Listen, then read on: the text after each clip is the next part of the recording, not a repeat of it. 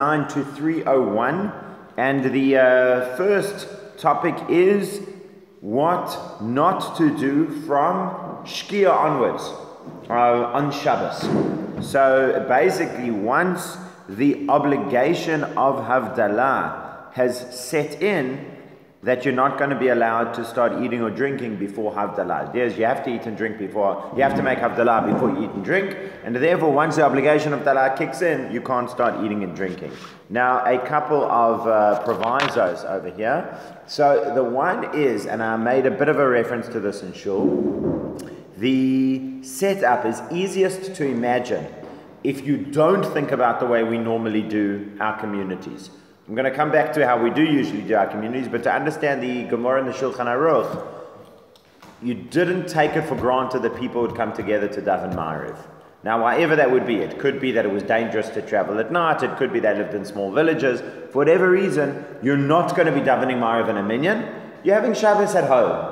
And you're ending Shabbos at home, you're davening Ma'ariv at home, you're having Havdalah at home. So you're sitting at home for the end of Shabbos. Now, as I said, that's a fundamentally different structure of Shabbos to what, if I can say, we encourage a structure in our communities, which is that you end Shabbos, with the community, Sudash, Lishit, Mincha, Ma'ariv, and all of that. That's not how we're assuming it for Shulchan Aruch. You're doing Shabbos at home. So, what happens is, Shulchan Aruch says, once it's become dark, in other words, from Shkia, you are not allowed to eat anything or even drink wine or any other drinks except water from the time it becomes dark until you make Havdalah.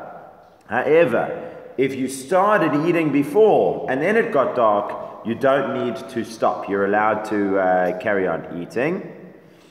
But when we say eat here, they clarify that that's if you eat bread. We're not talking here if you're just snacking on fruit or something and then you want to carry on with those fruits. We're talking if you're in a bread meal that you made amotzi, then you can carry on eating.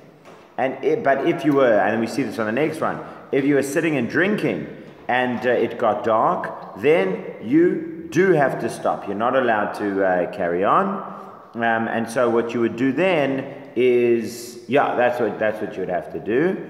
And some say that even if you're busy eating, once Shabbos actually comes out, you need to stop, make Havdalah, and then you can carry on eating.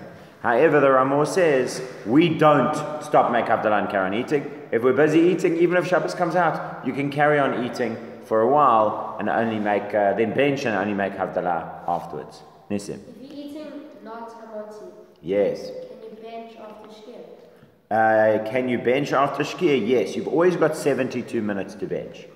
From the time that you finish, from the time that let me just think. With bread, you've definitely got 72 minutes. With other things, I'm not always sure if you've got 72 minutes, but as long as it's still connected to the meal.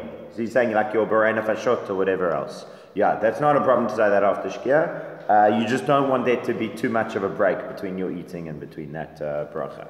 Now, a couple of points that we mentioned in Shul as well. So, what if you find yourself after Shkia and you haven't had? Third meal, excellent. You haven't had third meal. Now, it's a Torah obligation to have Sudah Shlishit. So, if you haven't had Sudah Shlishit, this is a problem. So, what do? You have Sudah Shlishit. So, it's more important to have Sudah Shlishit than to not eat before Havdalah. What if you're really properly hungry? So the Mishna Brura says you can eat even after sunset, but you have to stop a half hour before Seita Kochavim. And what I mentioned was, it's not always a difference in those two times.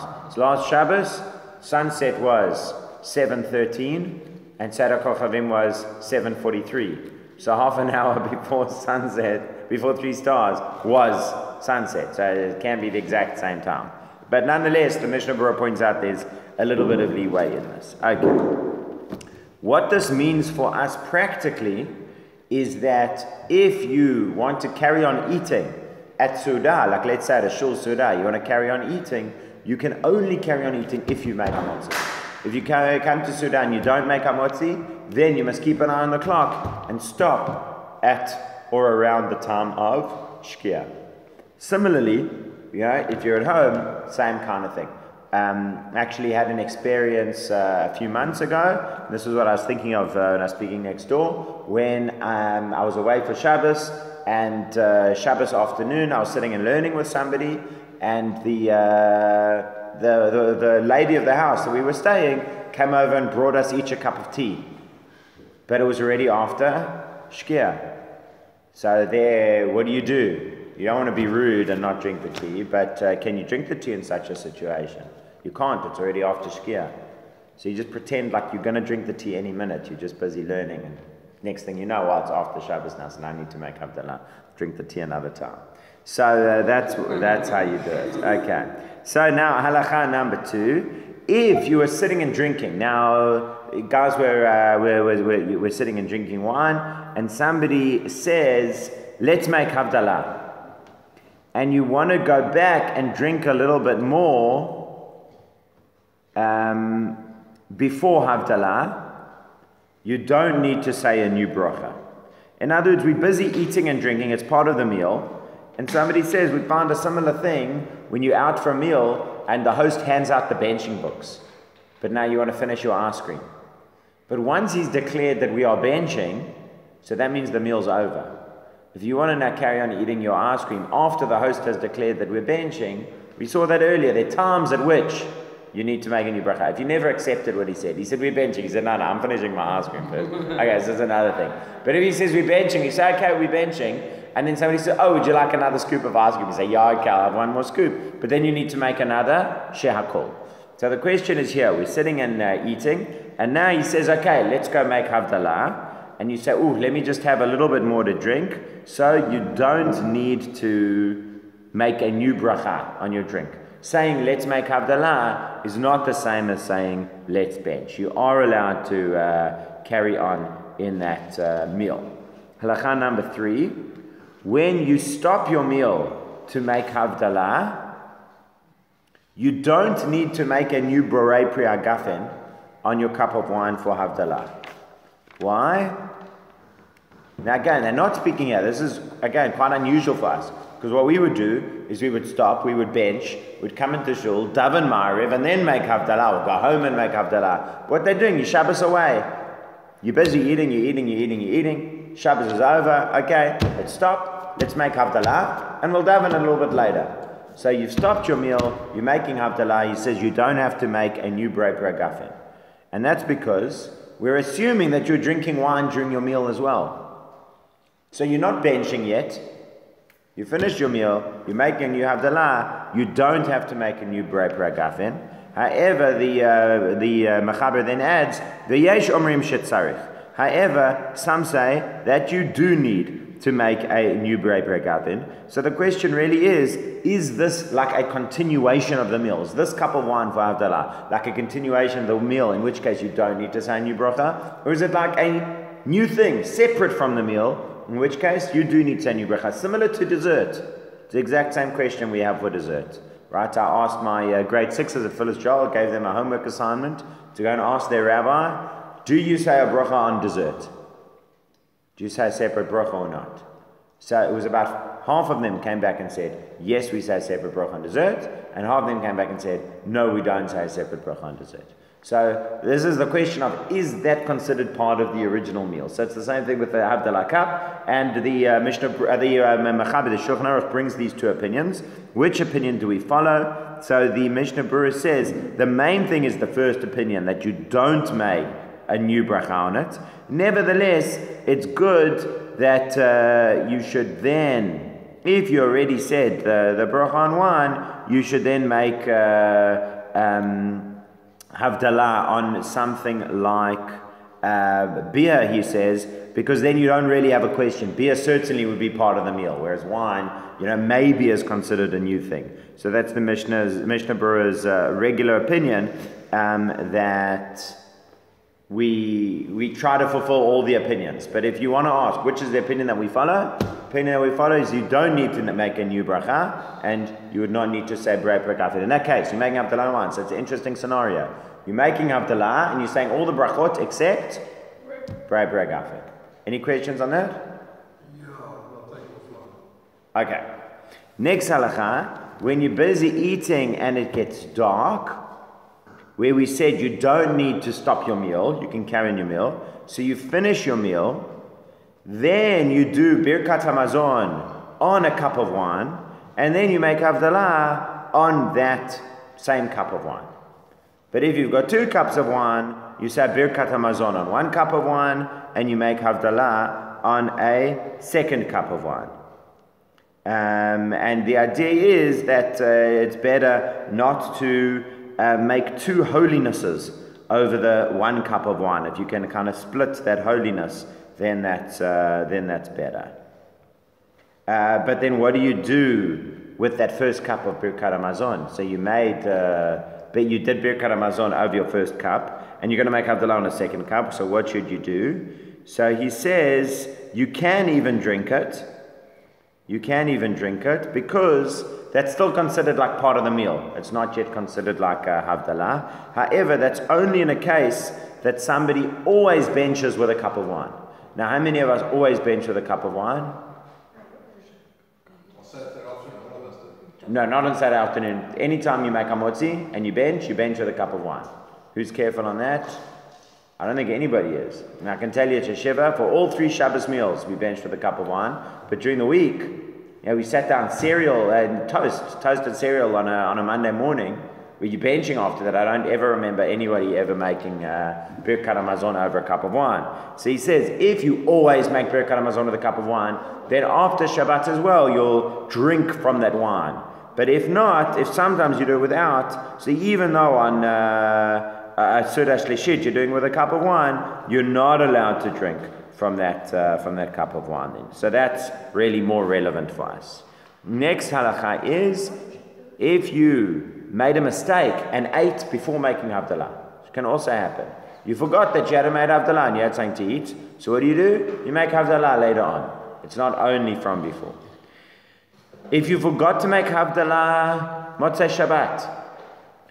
So how long have you got to make Havdalah? Tuesday. Good. What time on Tuesday? Monday. Nope. Stop. Nope. Yes. Tuesday late afternoon. Can make Havdalah all the way till Tuesday late afternoon. What's the logic behind that? It's 2 days. It's like 3 days before. Yes. Excellent. 3 days before Shabbos is relevant to Shabbos, like we saw that with the ship early on in this book. And 3 days after Shabbos is relevant to Shabbos. So 3 days after Shabbos, you can still make Havdalah. Some say that you've only got Sunday. If you miss Saturday night, you've only got Sunday. Now, what brachot do you say when you're making Havdalah and it's not Saturday night? B'rei B'rei Gafen. Hamavdil ben Kodesh L'chol. Do you say B'rei V'samim? You do not. Because that's only for when your extra soul leaves you on Saturday night.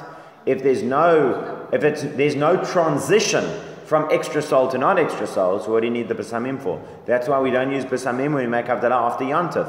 On Yontif you don't get the extra soul, so we don't have the transition of extra soul to not extra soul. So the only time you make the B'samim is Saturday night. Do you make B'rei B'rei Ha'esh? You do not. Why not? Burn a candle. Because you can have a candle. It's a simon. Something. That on Saturday night fire was created. So we remember that fire was created on Saturday night, the first time we benefit from the fire. Whereas here, you're not benefiting from the fire. I'll just point out there's another practical factor as well. By the time it's Monday night, let's say, presumably you've already benefited from fire, before that time. So it might not be relevant, but either way, we don't do it because make it on Saturday night only. Menachem, then Yehuda. So you're saying if you only make Havdalah on Sunday, you don't Brahmaresh, right? That's what I'm saying. Oh no, Brahmaresh Samim. That's also what I'm saying. Your extra salt, right? Yes. So is it only if you are awake for the time that Shabbos comes out? In a sense. I'm not sure what you mean. In some places in the world, Shabbos comes out Sunday morning. Yes. 2 o'clock. Yeah, so you yeah, sleep yeah, through the night, you wake up Sunday morning and you make Havdalah. Yeah. Then you're not going to say all the brachos. What happens if you sleep and you wake up after Shabbos? That's fine. Is that fine? Yeah, in other words, you'll still make Havdalah. So you went to I'll sleep, come. you woke up 8 o'clock. Yeah. So it's still now the time when your extra soul has just left. You wake up to find yourself bereft of that extra soul. You need cheering up. You wake up to the time when Hashem created fire. So you. So how long do you have after Shabbos is out? To, in a sense, Saturday night. Yeah. Saturday night. Saturday night. So the whole Saturday. Saturday night. You know? Let's say Shabbos comes out, right? Shabbos comes out, you say Baruch from the Holy switch on the lights. You already benefited from fire, so how can we still say That's a good question. Maybe we'll get into that in more depth when we see Havdalah properly. So here we're speaking more about the whens of Havdalah, not the hows of Havdalah. Maybe we'll see more then about the hows of Havdalah. I'll just point out that clearly that isn't what you're really supposed to do. Clearly the whole point is that if you're going to be benefiting from fire, you should make the Borei Moreh Ha'esh. It's just that the first time we do that is at the Havdalah. But you're right, if we're not doing it like that, so we're going to have to look at how to do it. What about if you're benefiting from the lights on Shabbos? You're busy saying Shabbos is out, Shabbos just come out and you're already benefiting from fire because the lights are already out on. Also a good question. Yeah. Sarah, can I just ask you? I just thought about it now, but does the same halacha about eating and drinking after Shabbos apply on Yom Tov as well as Shabbos? In other words? So with the same halacha when we can't eat after sunset? Yes. Is it also on Yom Tov? It is. See, from first night to second night, you've got another issue, is that you haven't made Kiddush yet. Yeah. But from let's say second night to Yom Tov, or last night Yom Tov, then you got the same thing of Havdalah. Now the question is, if you miss out Havdalah after Yom Tov, can you make the next day? No. Why not? That's right. It's not relevant to apply Nissim's logic of the 3 days after Yom Tov are relevant to Yom Tov. That's not the case. That's the case of a week. However, Rebbe Kiva Eger does say you've still got the next day. Still got the next day. You don't have after that, but he does still give you the next day. Obviously, he's supposed to make that night, but he still gives you the next day, which would apply in wherever Scandinavia or whatever it is that you guys are worried about. So you would be able to make that the next day as well. Okay. Now the Shulchan Aruch continues. Some say that even if you've eaten, you make Havdalah. That's only if you're making Havdalah on Saturday night. But if you missed Saturday night and you ate, then you don't make Havdalah anymore. There is such an opinion. Because now it's like really not relevant. You've eaten a meal and it's not Saturday night anymore. Or on what basis are you still making Havdalah? However, the Ramah says the main thing is that you do make Havdalah even in that situation. Even if you missed it, even if you ate, you still make all the way until Tuesday afternoon. The Ramah continues, what happens if you are fasting for 72 hours? So firstly, I would just add in that that's not healthy to do. So, It's 2.5 days. 3 days, 72 hours, 3 days, 3 full days. There's Saturday night, you start fasting and you're only going to eat again Tuesday night. Something like that. They're not going to eat and drink 72 hours. Now, again, you ask any doctor, they'll tell you putting yourself at great risk of kidney failure and injury and whatever else. So, we don't recommend it. That's a threat to. However, there were times when people were much better or more practiced at fasting, and that was what they decided. They're going to be fasting for 72 hours. Especially when it didn't rain, people used to fast. So they're going to be fasting for 72 hours, and from Saturday night till Tuesday night. So the question is, what do they do about Havdalah? They said it after. They do it Oh. after You one. can't say it after. Oh. Can't do without the wine. Drink the wine. Sorry? Get a kid to drink the wine. That's a creative solution. So he has two different solutions, but I like that solution. So he says, what you do is, I guess it's similar to what you're saying. He says what you do is you get somebody else to make Havdalah for you. Right? Or you make Havdalah and get somebody else to drink the wine. The only thing is here, it wouldn't need to be a kid. It could be an adult drinking the wine. Why not? Right? Anyone can drink the wine. Yeah, so you get someone else to drink the wine, or you get someone else to make Havdalah for you. Alternatively says, and this is the interesting one, you make Havdalah on Shabbat, and you accept that you're going to fast from Saturday night. But then how do you light your candle? Now, how do you light your candles? What do you mean?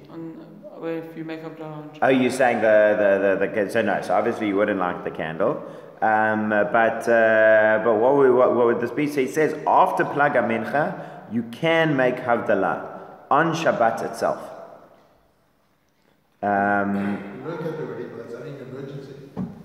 It's what it seems. So that, but when you say it's an emergency, I mean, who's forcing this guy to fast?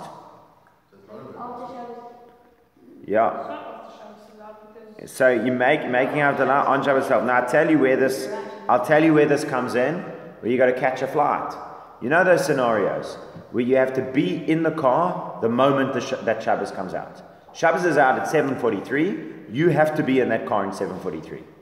So then what are you supposed to do about Ma'ariv and Havdalah? The answer is you do Ma'ariv and Havdalah before Shabbos comes out. Shabbos is out 7:43. You daven Ma'ariv at 7:20, make Havdalah, and you're in the car at 7:43. Put it in the car. Not with the fire. You do it without the fire. You do that exactly. In the bathroom, when you got to smoke in the bathroom. Make up down there. There's switch off all the lights. Yeah. I think it's a Satmar that keeps Shabbos till Tuesday. I heard it was Ger. Yes. How do they deal with the fact that you can't eat until Tuesday? Great question. I was wondering the same thing, and I looked in some of the notes to try and find something about that. Didn't find anything about that. Did the Satmar keep Shabbos till Tuesday? No, it's not all of that. I think it was just the Rebbe. I heard it was the Gera Rebbe. I don't know. I don't know.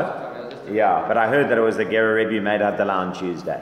So, you wanted to extend the holiness of Shabbos. But yeah, I looked a little to try to find how that works halachically, but don't know.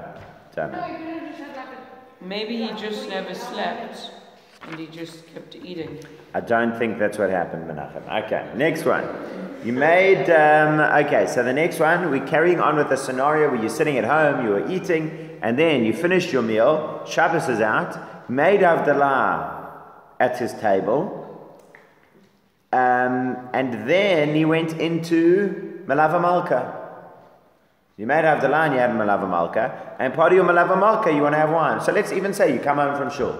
You make Havdalah and sit down to Malava Malka, and at your Malava Malka you're having some wine. So do you say a Borei Pri Agafen on the wine in the meal, or does the Havdalah that you made cover that? Don't you usually bench after Havdalah? Let's say you didn't. Again, normally that's what you do, but you're going from Havdalah straight into your meal. So you can have it in mind then, carry something. So it's a machloket. Shulchan Aruch makes a machloket. Some say that it does fulfill your Borei Pri Agafen during the meal, and some say, no, it would only do that if you washed your hands before Havdalah. How would it be that you wash your hands before Havdalah? The same way as what we call the German custom. Before Kiddush on a Friday night. Wash your hands, make Kiddush, make Hamotzi. Be the same thing. Wash your hands, make Havdalah, make Hamotzi. So the Shulchan Aruch himself doesn't resolve this. He just brings both opinions. Who resolves it? Wait, I have a question. What happens if you 1 do that, second. and then I'm over, and then the person who's doing Havdalah and also clasps his hands starts singing? So he says, the Mishna Brura resolves it, and he says definitely you would not say a new Borei Pri Agafen, because Safek Brachot Lahakal, since we're not sure about whether you say on this bracha, you would not. Somebody had a question? Not anymore. Okay. Then the Ramah says, if you make Havdalah first, then you should say the bracha ma'in shalosh. You should say the bracha on, according to that opinion. In other words, according to the opinion that Havdalah does not relate to the meal, you would make Havdalah, do your benching on the wine, and then go into the meal. However, says the Mishnah Brura, we wouldn't do that. We'd go straight in. Okay. Next halacha. When your wine during the meal, when you made Havdalah and then you start eating your meal, that you don't need to make a new Borei Pri Agafen, you also don't need to say your bracha achrona on your wine of Havdalah. However, if you drink wine for Havdalah, you've only got 1 cup of wine, and you think that you're going to end up with more wine. So you drink that wine in Havdalah, and then you're busy eating your meal, and you say, so Nu, where's the extra wine? They say, sorry, we're out of wine. So then some say, Bring the grape juice. no, grape juice is wine. No. If grape juice isn't wine, then you can never make Kiddush and Havdalah.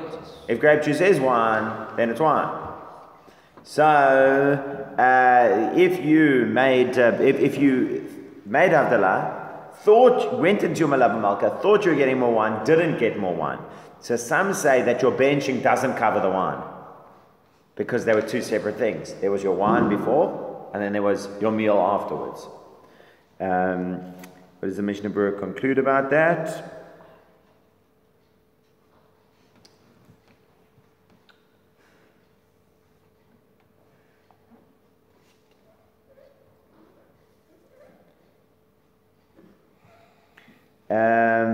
So he says no. He says, Mishna Brura says you don't make this extra bracha. In other words, your Birkat Hamazon will indeed cover the wine. Okay. If you want to have a meal right after Havdalah, you should be careful not to bring the bread to the table before Havdalah. Why not? Preparing for Shabbos on Shabbos. No, because it's already is after Shabbos. Good thinking. Of the wine. Yes, tell me more. Because now what's going to happen is you're going to make the bracha on the wine before the bread. And what's the problem with that? Make the bracha on the wine. You need to make the bracha on the bread first. So you're not supposed to do that. Except on Shabbos. But if you do it, so what do we do on Shabbos? Make the We wine. cover the bread. Because there you need to have the wine first before the bread because of Kiddush.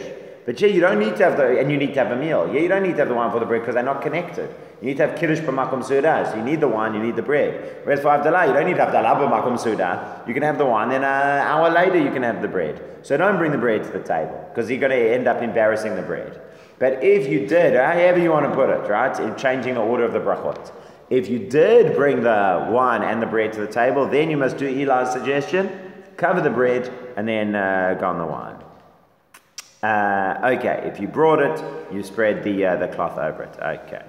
Now he says you're not allowed to do any malacha before you make Havdalah. So what does he mean by any malacha? One of the 39, and the Mishnah Brura adds in, even the Rabbanans. So there was always a question in Israel about what to do of taking a taxi on Motzei Shabbos. Taking a taxi on Motzei Shabbos.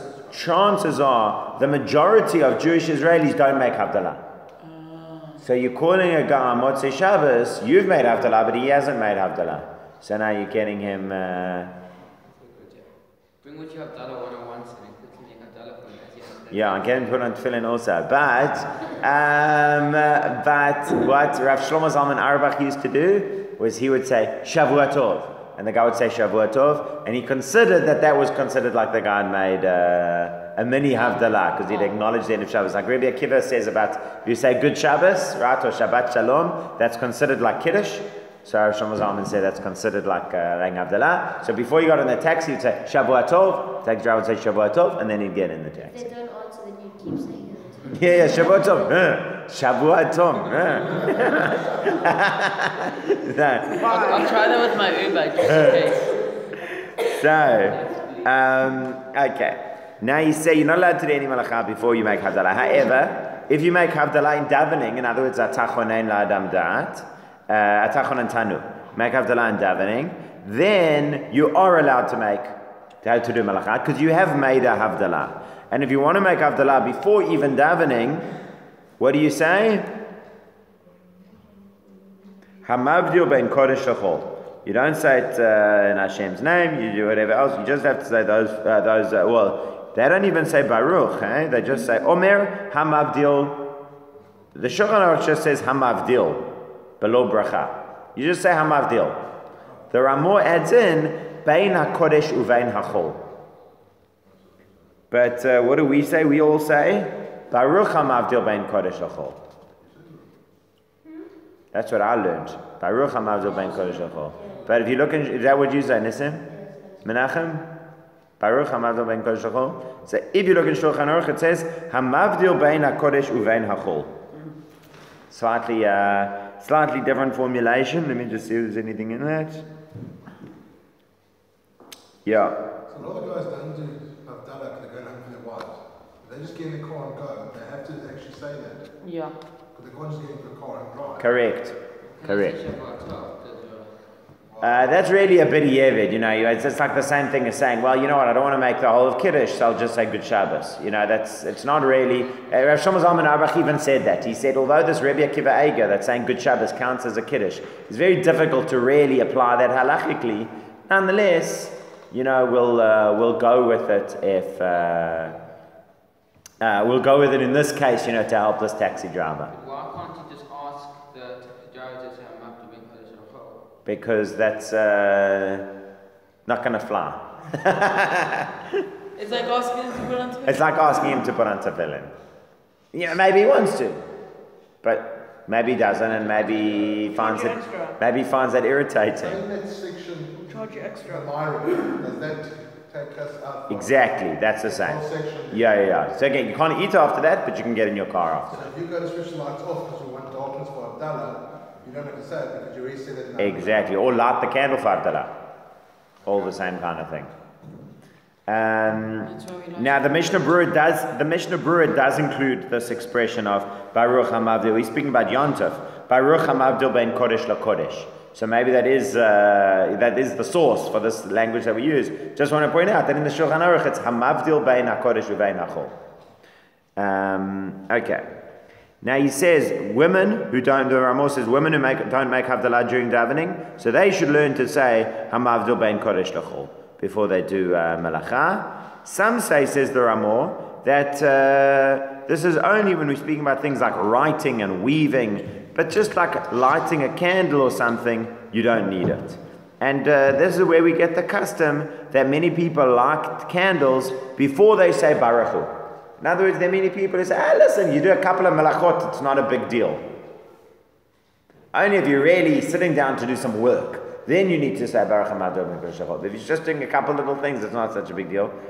Don't really understand that logic, but he puts it out there. And he says, many people do that. However, concludes the Ramah, the primary thing is like the first opinion, that you should say Baruch HaMavdil even before doing a little melacha. Now, totally different topic. Some say that you should draw water on Motzei Shabbat. What does he mean by draw water? Go to the well, put in your bucket, and pull water out of the bucket. Because the well of Miriam goes around every Motzei Shabbat to all of the wells. And if you end up getting it at that moment, then that water is a panacea. Panacea means something that heals all illnesses. I've never seen that minhag, says the Ramah. But it's like the lottery. Every Saturday night, there is the Miriam's Well lottery. That if you go draw that water could be the water of Miriam's Well, cure cancer. Like those adverts. Yeah. Win 300,000 rand overnight. That's the exact same. You can cure cancer with us. Yeah. So, okay, I don't know about it. Maybe to cure or any sickness, it says. Okay, maybe it's only regular sicknesses, but, maybe not like life-threatening sicknesses, but that's... So he says, there's some say, that says the Ramah, but I've never seen anybody doing it. Okay. If somebody adds on extra onto Shabbat, and you want to know, are you allowed...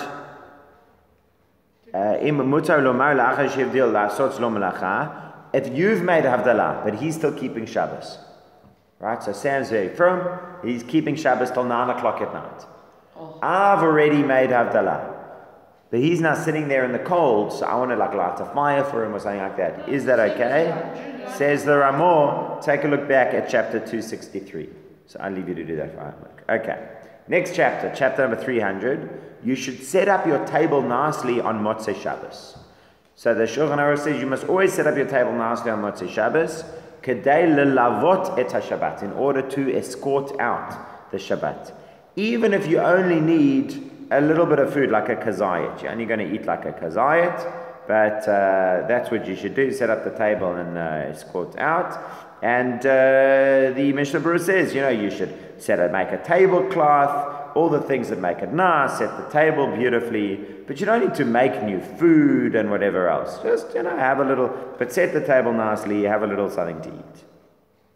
The Gemara implies that you should preferably have a bread meal, and lecharchila, this is a hidur, he says, to do even with meat or other like cooked foods and whatever.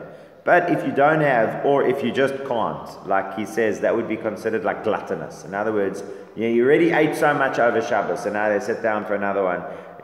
He says then, so have a little bit of mezonot, or at least have a little bit of fruit, or something like that. Because just as you need to honor Shabbat when she comes in, so too you need to honor Shabbat when she goes out. It seems, according to this, says the Mishnah Brura, that you should do it as early as possible so that it can be seen that this is done, for the honor of Shabbat. But again, if you don't really want to eat yet, so try not to sit down to work until you've had a meal. So even if you need to wait a little bit, do something else, have this bit of a meal, and then you're going to sit down and work after. That's like the farewell feast for Shabbat. So if after Shabbos you go and sit down, you go to gym, and you do this, and you do that, and you spend 3 hours, and then you sit down to eat something, it doesn't really make any sense, because it's like, clearly Shabbat has gone out of your life a long time ago. The idea is that this is the meal with which you say goodbye to Shabbat. Okay. The Sharei Teshuvah says you should never make this after midnight. Okay. Then, this is a famous idea. The sages say that there is a certain part of a person called the niskoi, and the niskoi remains in the grave, does not decompose until the time of Mashiach, until the time of the resurrection. But then you're resurrected. And even if that's right, and even if the rest of your skeleton rots, this niskui is going to survive, but it isn't nourished by any other meal except from the meal of the Malava Malka. Wait, so is it saying so there's let's say it's your upper right thigh. Yes. So that will not decompose or do anything. Yes. And then when Moshiach comes, you'll be up from the dead. You'll just have this rotten right thigh. It won't be rotten.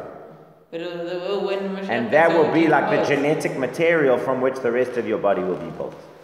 The whole body's going to be built from that. Is that the loose bone? I think so, yes. Is that the what bone?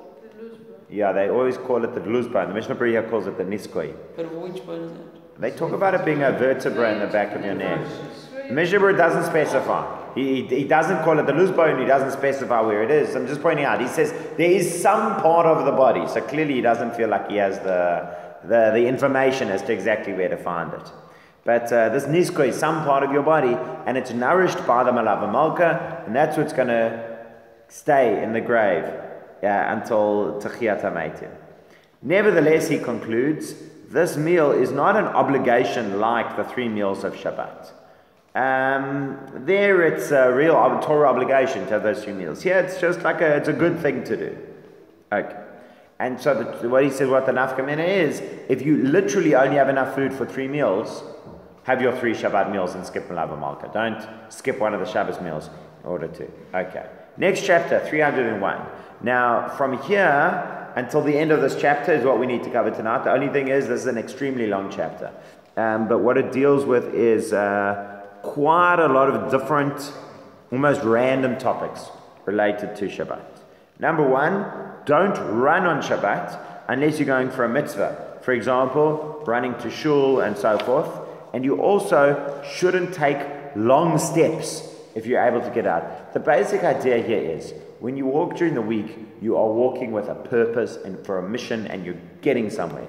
Whereas on Shabbos, you can stroll on Shabbos. Shabbos, where do you need to go? Shabbos, you have a different kind of attitude. However, Bachurim, young men who enjoy running and jumping, they are allowed to run and jump. And so too, if you want to run to get somewhere that you really say, for example, you heard that you're going to, somewhere for lunch and there's your favorite food. And as soon as you get there, you'll be able to eat it. You don't even have to wait for everyone else. So you want to run so you can get there, that's fine, that you're allowed to do. Sorry? That's anyways a mitzvah. Yeah, okay, well let's say table tennis. When you get there, you're going to be able to play table tennis. So mitzvah to keep healthy. Okay, well, not on Shabbos, not necessarily on Shabbos. However, you want to enjoy Shabbos. That's really like enjoyment of Shabbos for you. So that is acceptable. Okay. And says the Ramah, so too you're allowed to go for a stroll on Shabbos. Is to go out, walking around on the promenade or whatever else. That's also allowed. If you are walking and you get to a river, so what's the problem of a river? There's two problems. Sorry? Okay, so we're not talking about swimming in the river, but there still are two potential problems with the river. Yeah, what's the problem with that? You might? Then you might come to water raft. You might come to? Brura, no? Mark? You might come to squeeze out your wet clothes. That's problem number one. And problem number two is you might jump over the river, which is back to the problem of the big steps and whatever else. So he says, you get to this river. You're allowed to jump over the river. Even if it's, normally very wide or whatever else. But it's, it's better to jump over than to try to walk around it. Because if you try to walk around it, it's like a mission. It could take you an extra half an hour, extra hour, or whatever else. So it's easier to just jump over. However, you're not allowed to walk through it because you might end up squeezing out your clothes. Well, if you know there's an easier route around that, like an extra 4 minutes. Oh, well then that's obviously fine. But that's what he's saying. You've got to choose the one that's less bothersome. If you're going to a mitzvah, for example, to go see your rabbi, or you're going to see anyone who's greater in wisdom. In other words, you've heard there's a rabbi in town giving a shiur. He's not your rabbi, but he's a great shiur that you could hear. So then you are allowed to walk through the river. What about the concern that you might end up squeezing? So you need to do something so that you always remember it. For example, keep your hand in your pocket, or do something else like that, so that you will remember that there's something going on here, and I'm not allowed to. Right? Do something, right? Walk around like that. So that every time you find yourself wanting to wring out your pants, you remember, hey, wait, I'm not allowed to do that. Okay, now you're not allowed to cross a river wearing sandals, because sandals can come unstuck in the water, and you might end up carrying it when it comes unstuck, thing comes out, whatever. Not tackies the way that you're thinking, but you had shoes and you had sandals. So sandals, sandals like sandals, leather sandals. Sandals you're not allowed to cross in, but with shoes, that's fine, because you're not worried the shoe's going to break from the water, but the sandal could break from the water. If you're walking through for a mitzvah, you're allowed to cross the river on your way there, as we said, and you're even allowed to cross the river on your way back. Why is that? Otherwise, you won't want to go there. So the rabbis permitted, since it's a Rabbanan concern, the rabbis permitted you to go back so that you would end up going there. We find the same thing many times. Doctor goes to hospital on Shabbos, Rav Moshe said he's allowed to drive back as well, otherwise he wouldn't go. Yeah, exact same, exactly. Now, next one is, if you're going to protect your property, you are allowed to cross the river by walking through it. Why?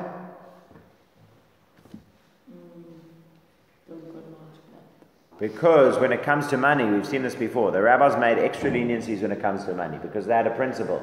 If we don't allow you to do it in a permissible way, you're going to end up doing it anyway in a prohibited way. So they said, okay, you can go through the river, but just remember, stick your hand in your pocket or do your special thing with your fingers or whatever. So if they said you can't go, so the guy's going to go anyway and he's not going to do anything special, he's going to end up squeezing out his pants. So they said, okay, you can go, but do the thing with your hand in your pocket. However, you're not allowed to come back through the river. Because, well, then you're going to say, well, then I'm not going to go. So fine, the rabbi don't care if you don't go. It's your property, right? That's not, so to speak, God's business. It's your business. Okay. Next halacha is now start speaking about carrying. If there is something that is not an ornament, tachshit, and it's not derech malbush, the way of wearing it, and you take it out in a regular way that people carry it, chayav, that is a violation of Shabbat. If it's an ornament, but it's very loose and it could fall easily, then you're not allowed to go with it. If you did, you haven't broken anything because you are wearing it as an ornament, but women should not go out with ornaments which normally she would take off and show them to others. Therefore, okay, so I'll come back to the therefore in a second, but let's discuss some of the practical implications of this. So one example, they say, sunglasses. You're outside, this is all obviously speaking outside the Erev. So I want to walk outside the Erev, gentlemen. You want to walk outside of the Erev with sunglasses. Now what happens with sunglasses when you walk through the shade? End up taking them off. So you wear them when it's bright and then you take them off when it's out. So that seems to me would fit directly into this category. It's something that you are likely to take off. Even though wearing sunglasses outside of an Erev is not problematic, since it is something that you are likely to take off because you will take it off when it gets dark, cloud goes over the sun, you start walking in a shady road, you would not be able to wear it because you would take it off once it was no longer required. Yoda. The people who wear sunglasses should be here for style, so if they take it off, they're still wearing it, like just to be stylish. So this is a good question. Would that be considered like jewelry? So let's talk about watches. Now the truth is with watches, I think you can say you get two different kinds of watches. You get functional watches and decorative, ornamental watches. Got somebody wearing a fancy watch, he's going to wear that watch whether it's working or not, because the watch is jewelry. But if you've got somebody wearing, really just a very plain functional watch, if that watch isn't working anymore, so he's not going to wear it. So there it's a functional watch. So there was a whole question. I'm not going to go into maybe we should go into it. Now's exactly the time to go into it. There's a whole question with watches, functional watches. Can you wear functional watches on Shabbat? Because how do they fit into here? Is it wearing? It's not clothing. It's not an ornament. It's functional wearing. Where does functional wearing of that kind of thing fit in? So Rabbi Goldfein told us that in Telz, they did not wear watches. Rosh Yeshiva didn't wear watches. They were against wearing functional watches on Shabbos. However, Rav Moshe Feinstein says you can wear a watch on Shabbos. His reasoning is, he quotes from the Gemara, that they used to have a kind of a scarf. That the purpose of that scarf was to wipe your face from dust or to shield your face from dust. Like Bedouins or whatever else, So they would go out with that on Shabbos. Now he says that's comparable to a watch. You're not wearing it for warmth. You're not wearing it for style. You're wearing it as a functional thing to keep dust off your face. So he says that's the same thing. You're wearing the watch as a functional thing to know what the time is. So therefore, Rav Moshe Feinstein permitted it. But that's the discussion. That's what Rav Moshe said. But so let me just come back to it. But carry something obviously is problematic, and that's obviously problematic. But something that is likely to falleth by itself, or something that you are likely to take off, said the Shulchan Aruch, you're not allowed to go out of that on Shabbat. You heard that? Then you can just compare it to a jersey. Like let's say you got a jersey that doesn't look good, then the only reason for it is warmth. Surely that can also be compared to. Well, you see, wearing a jersey for warmth is the same as wearing any clothes. Yeah, so I don't think that's what clothes are. Clothes are usually for warmth, protection from the elements, that kind of, Kind of stuff. That kind of stuff. Now he gives some examples. I've given you some of our, what I would say, contemporary examples, but he gives you some examples from those times. A man can't go out with a sword, or a bow, or a shield, or a spear, or any other item which is not like a jewelry. And if he went out carrying those things, he has to bring a chatat. He's also not allowed to go out with armor, or a helmet, or leg armor. And if he went out, he is not chayav on Shabbos, because armor is actually clothing. He may not go out with tefillin because you would need to take them off when you came to the toilet. So, is that the only reason? Yes, that's the only reason. In other words, even though it isn't a mitzvah to wear them, it's still considered wearing them. But I don't understand the problem of taking them off. Because you're going to end up taking them off when you go to the bathroom. So Yeah. imagine you're walking along the promenade with the tefillin on, and then suddenly you need the toilet. Yeah. So what are you going to do? Well, you anyways can't bring them into the bathroom. So what are you going to do? You're walking along the promenade, there's the public toilet, you've got your tefillin on the head. What are you going to do? You'll leave them outside. You're going to take them off, put them down, put them back on, but so you're going to end up carrying them at some stage. But how's it carrying? You're not walking 4 hours. You might. That's the concern. Since you're going to be taking them off and putting them on, we're concerned that you're going to be walking for one. Exactly. Okay. Now he says, you can't go, a kid can't, a little guy can't go with a big shoe because it might fall and you'll end up carrying it. But you can go out with big clothes because that's not going to fall off. You can't go out with one shoe and not the other, because people are going to laugh at you and you're going to end up taking off that other shoe as well. However, if you've got an injury on your one foot, you're allowed to go, let's say somebody's in a cast, right, or something like that. So let's say it's a moon boots, right, those boots that you can walk in, so then you're allowed to go out with one shoe. People won't laugh at you, or even if they do, they're just being mean and it shouldn't bother you. Okay. Don't go with a needle stuck in your clothes. Whether it's a needle that can take a thread or not. If you go with a needle that can take a thread, then that's chayav, that's a violation of Shabbat. If it was like an ornamental needle, you haven't broken Shabbat. Some say the other way around, and we don't need to go into that because these are not relevant examples to us. It's really more the principles. You can't go out with a ring that's not a signet ring, but here it doesn't again mean an ornamental ring. It means like some kind of business ring. Okay, and like the king's seal, the ring with it. If you went out, that's chayev, and if you go out with a signet ring, Rashi says you patur. In other words, you shouldn't do it, but you haven't violated Shabbos. And Rabbeinu Tam and the Rambam say that actually is okay, It's kind of because it is considered ornamental for a man. But something which is ornamental for a man and a woman is forbidden also for a man. What's the idea over here is that he says we are worried that the woman will give the ring to her husband to take to the jeweler. And he'll put it on his hand until he gets to the jeweler. And therefore, that will be considered carrying, because he's not wearing it as ornamental, he's wearing it too. So I can just tell you, it's happened sometimes with me. Let's say Avita was going out somewhere and she wasn't so confident to wear her engagement ring there. So she would give me her engagement ring and she would go off, and I didn't want to lose the engagement ring. So I would put it on.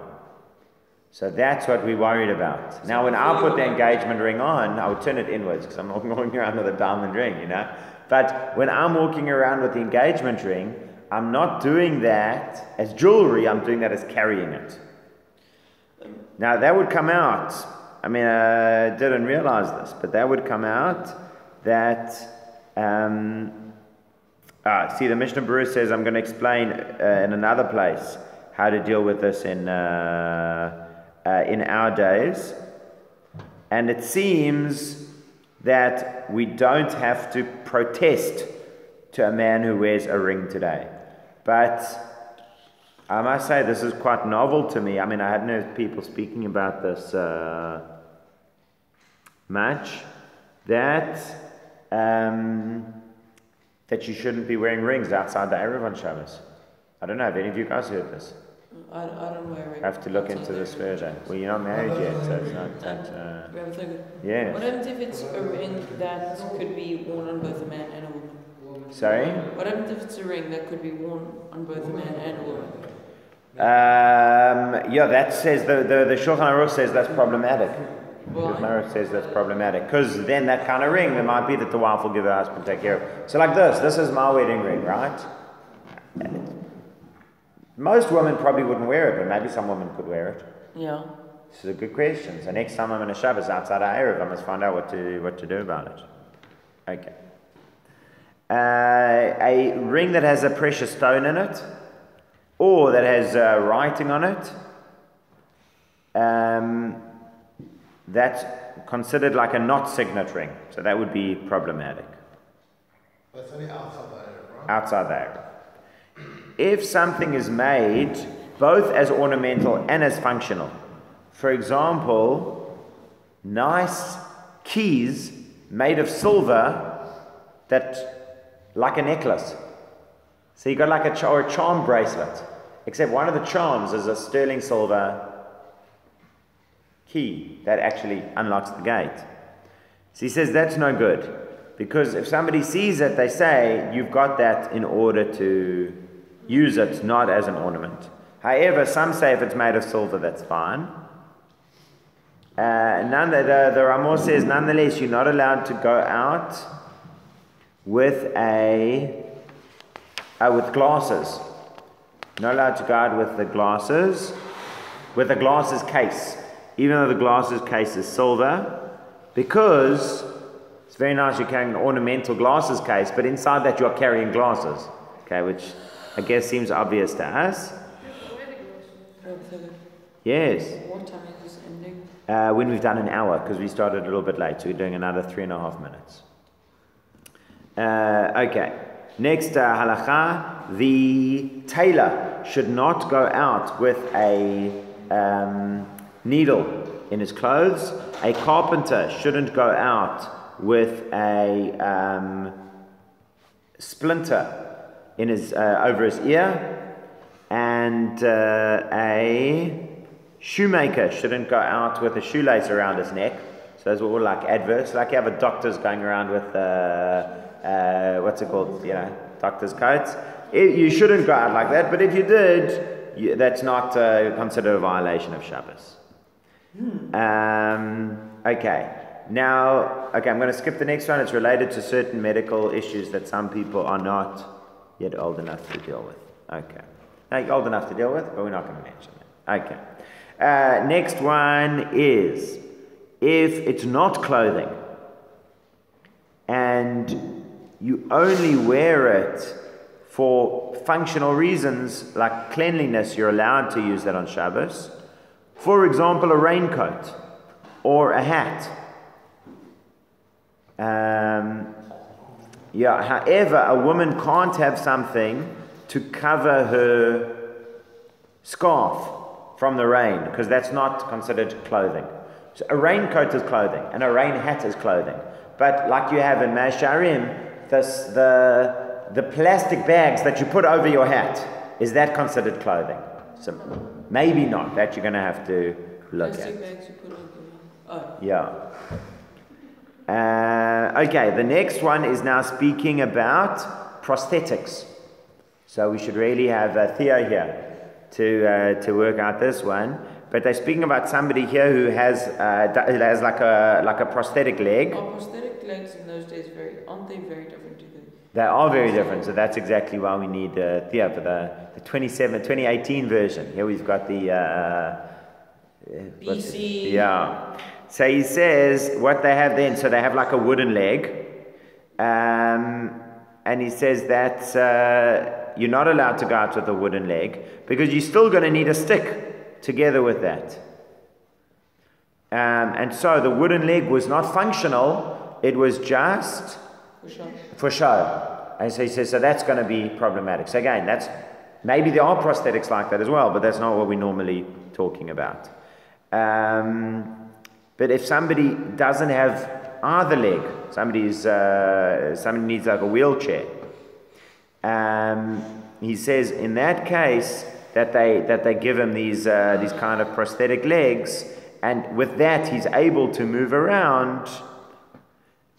This is also going to be somewhat problematic because sometimes they'll come out and whatever else. Okay, but as I said, for this I think we really need more context to be able to relate to this practically. And they speak about other forms of wooden legs and so forth.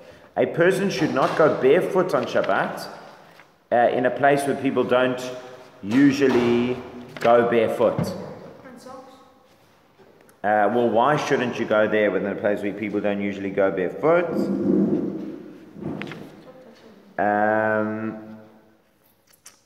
Some say it's because of Oneg Shabbos, that you might end up hurting your feet. There might be other reasons as well. A person also shouldn't go. Oh, it also could be it's not honorable to Shabbat. A person shouldn't go dressed in Shabbat the way he dresses during the week without anything to show through it that it's Shabbat. Because then you're not going to have a real awareness of Shabbat. So you need to dress in a way even that's going to give you that consciousness and awareness of Shabbat. Just mention one last point. What about somebody who needs a walking stick? That he can't walk without a walking stick? We'll have to see that next time. How far did he get? We got up to chapter 3.